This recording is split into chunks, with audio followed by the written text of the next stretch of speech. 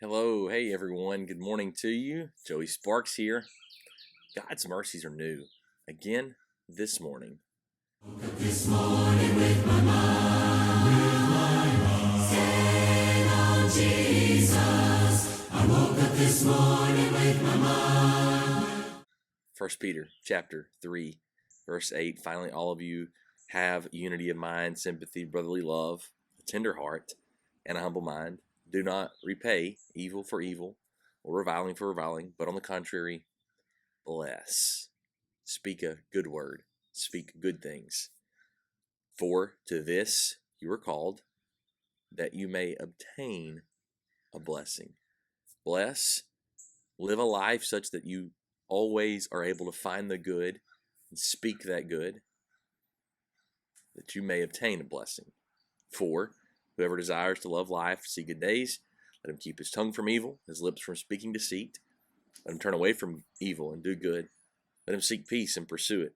For the eyes of the Lord are on the righteous, his ears are open to their prayer, but the face of the Lord is against those who do evil. It's there in verse 12, that quote from Psalm number 34, where you see the first blessing, that you may obtain a blessing. That's verse 9. You see the blessing is the Lord turns his face toward you. The Lord keeps his eyes and his ears turned your way when you are dialed in to him. But then you keep reading, verse 13. The rest of this paragraph, there's this thread of blessing that runs throughout it. Now, who is there to harm you if you are zealous for what is good?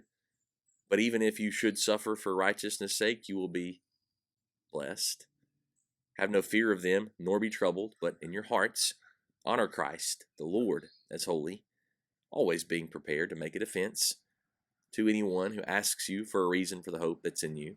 Yet do it with gentleness and respect, having a good conscience, so that when you are slandered, those who revile your good behavior in Christ may be put to shame. For it is better to suffer for doing good, if that should be God's will, than for doing evil. Notice as we go back through that paragraph we just read, the thread of blessing. Verse 9, bless so that you may obtain a blessing. God turns his face toward you. Verse 12, you will be blessed. Verse 14, if you should suffer for righteousness' sake. Here's a different word for blessed. It's eulogeo up in the verse 9, or eulogy. We think about a good word. But then verse 14, it's different. You will be blessed. It's makarios. That's a Greek word that's used in Matthew 5. All of those beatitudes. It's a disposition about ourselves. It answers the question, what are we full of? If you're so full of God, we're so full of Christ, as he would mention in verse 15, then we're going to be blessed with this disposition that even when we suffer for him, we remain the same on the inside. We're constantly blessed from the inside out. And then you look at verse 16, having a good conscience. That's a blessing. We might be stressed. We might have our hearts broken over things that break God's heart. We can still have those things and still have a good conscience. Good conscience means I know I've done what I'm supposed to do. I know I've loved God this whole time. I know I've loved the people who are mistreating me the whole time. I know I've done good. I've done right. And so I can have a good conscience. And I'm not going to be ashamed, as those wicked will be put to shame. And then verse 17, it's better. It's a variation on the idea of blessing. See, what he's saying is, you're going to suffer either way. You keep doing evil, you give in to evil, you're going to suffer. You do good, and it may be God's will that you suffer for doing good. But it's far better to suffer for doing good than to suffer for doing evil. It's greater, it's superior.